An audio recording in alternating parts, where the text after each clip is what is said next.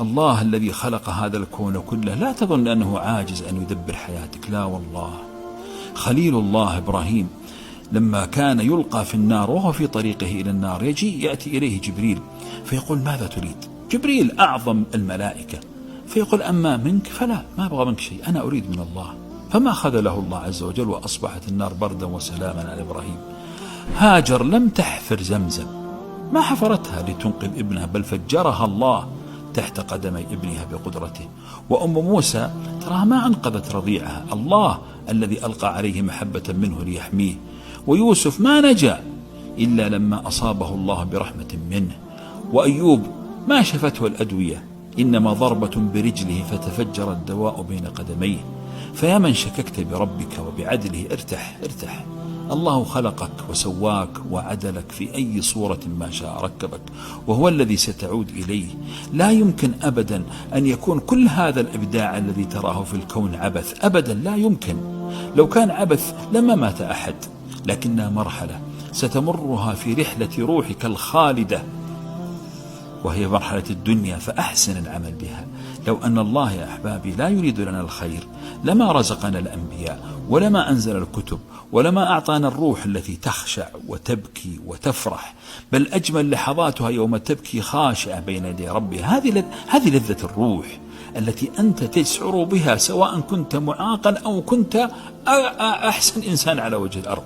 لذة الروح هذه لا تتغير، الجسد يتبدل لكن الروح ما تتغير. فلذلك اصبروا ولا تحزنوا على الدنيا. هذه الدنيا التي نعيشها حلالها حساب وحرامها ماذا؟ حرامها عقاب. الصابرون لهم الثواب، الصابرون لهم الثواب. تذكر أقبح شعور يا إخواني هو شعور من يفقد كل شيء لأنه لا يستطيع أن يحصل عليه. هذا ليس عند الله، ليس عند الله. الله عز وجل سيعوضك. من ظلم سوف يأتي يوم يأخذ حقه فيه. من ذاق الفقر وصبر سينسى همومه بغمسة في الجنة. من عاش مع المرض والبلاء فله أجور الصابرين، وإنما يوفى الصابرون أجرهم بغير حساب. من فقد حبيبا فهناك يوم سوف يجمع الله فيه الأحبة في جنته، والذين آمنوا واتبعتهم ذريتهم بإيمان ألحقنا بهم ذريتهم وما ألتناهم من عملهم من شيء. عندما تؤمن بذلك سوف ترتاح، ولا بد أن تؤمن، لأن من أتقن صنعك وصنع هذا الكون لا يمكن أبدا ألا يتقن حياتك، خاصة بعد مماتك. كل النعيم الذي تراه في الدنيا تراه نعيم جسد، النعيم الحقيقي هو نعيم الروح. لا يمكن أبدا أن تسعد روح بعيدة عن مالكها، لا يمكن أن تسعد روح تشك في خالقها، لا يمكن أن تسعد روح غاضبة على تدبير ربها. ستسعد الروح الراضية. ادخلي جنتي. الله يقول يا أيتها النفس المطمئنة ارجعي إلى ربك راضية مرضية. هذه الروح التي تعلم أنها تتقلب بين عدل الله وفضل الله، فما نزل من بلاء فهو بعدل الله، وما نزل من خير فهو بفضل الله، فتجدها دائما راضية. الرسول صلى الله عليه وسلم ماذا يقول؟ يقول من كانت الآخرة همه جعل الله غناه في قلبه. جعل الله غناه في قلبه. أتعلم ما معنى أن يكون قلبك غنيا؟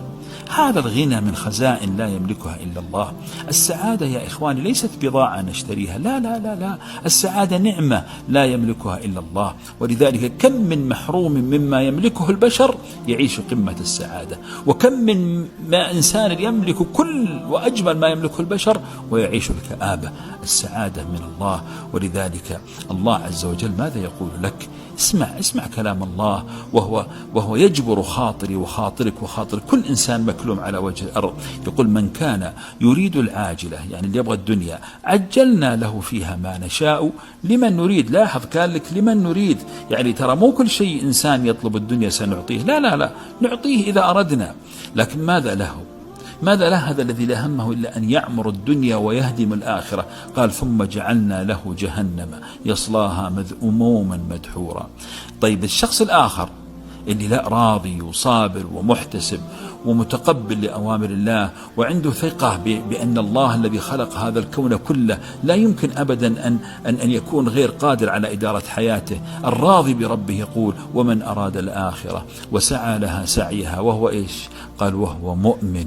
لا بد أن يكون عندك إيمان بأن الله عز وجل سوف يعوضك عن كل شيء نقصك. ماذا يقول الله له؟ قال فأولئك كان سعيهم مشكورا. هذا الملك لو لم يكن يحبنا لجعل حياتنا ما تنتهي لنستمر في معاناتنا في هذه الحياة، لكنه أعطاها قدر معين، وأعطانا ملائكة تكتب وترصد ردود أفعالنا، وأعطانا جسد مهما طال لن يطول أكثر من 100 سنة، لكن أعطاك الروح التي لا تفنى. هل تعلم كم روحك أنت؟ روحك هذه خالدة تتنقل بين جسد وجسد، كانت في جسد رقيق في رحم أمك، ثم انتقلت في جسد قوي في حياتك، ثم استقرت في مكان لا يعلمه إلا الله عز وجل عندما سينهش الدود جسدك غدا، ثم ستعود هي نفسها يوم تنبت أنت من جديد. الذي أحياك أول مرة قادر أن يعيدك مرة أخرى. الله عز وجل خلقك وخلقك لعبادته، فمهما مر بك من الآلام لا تيأس، احسن ظنك بالله عز وجل، احسن ظنك لتعرف نعيم البشر وحكم البشر وظلم البشر.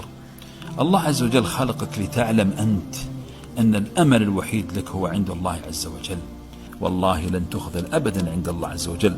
ولذلك ماذا قال بعدها؟ قال كلا، يعني هذا اللي يبغى الدنيا وهذا اللي يبغى الآخرة، كلا نمد هؤلاء وهؤلاء. طيب نمدهم من ماذا؟ نمدهم من عطاء ربك، وما كان عطاء ربك محظورا. ثم قال لك انظر كيف فضلنا بعضهم على بعض، يعني أكيد لابد أن يكون هناك أغنياء وضعفاء وأقوياء وضعفاء وهكذا، لكن للآخرة أكبر درجات وأكبر تفضيلا. وماذا يقول أيضا ربك؟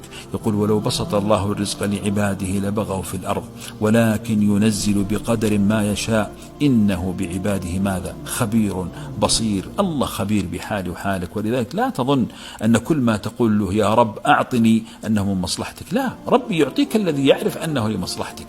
فلذلك ارضى بالله عز وجل. الله ماذا يقول؟ يقول أهم يقسمون رحمة ربك؟ أنت اللي تقسم الرحمات بين الناس؟ أنت اللي تقسم الأرزاق بين الناس؟ أنت لا لا لا لا. الله يقول نحن قسمنا بينهم معيشتهم في الحياة الدنيا.